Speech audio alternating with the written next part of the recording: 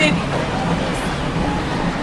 بس خلاص الكدبة بطلت.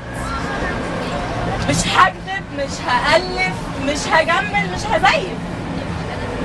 الحقيقة مش بتخوف.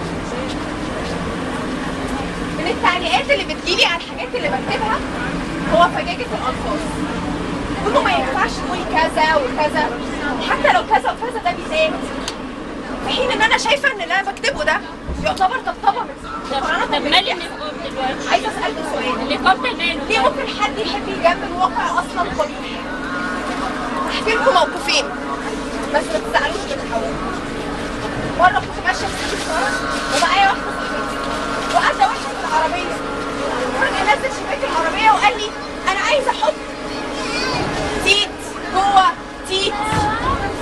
بعدها باسبوع كنت ماشيه في 26 يوليو في الزمالك، لقيت واحد بيدور وبينادي عليا يا نسا يا نسا. ايه يا ابني ده انت بتصور 80 فضايح دي. دورت يا لهوي يا لهوي ايه ده؟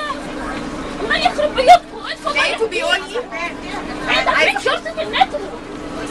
دورت الحقيقه وشكرتني على حسن ده تحرش علني، تحرش اعلاني علني ده. انا مش عايزه اقبح على فكره، انا مش فاهمه هما جايين في ليه. نفس الوقت مش هجامل، احنا بنحكي اللي بيحصل.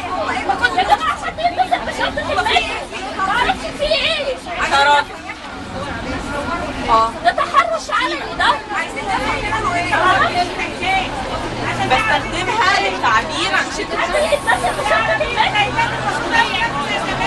لما بقعد شويه بيتكلموا على ده عاوز اسمع وافكر الرافض العالم شكت بلاقي ان انا يا جماعه اقعدي ساكتين يا جماعه.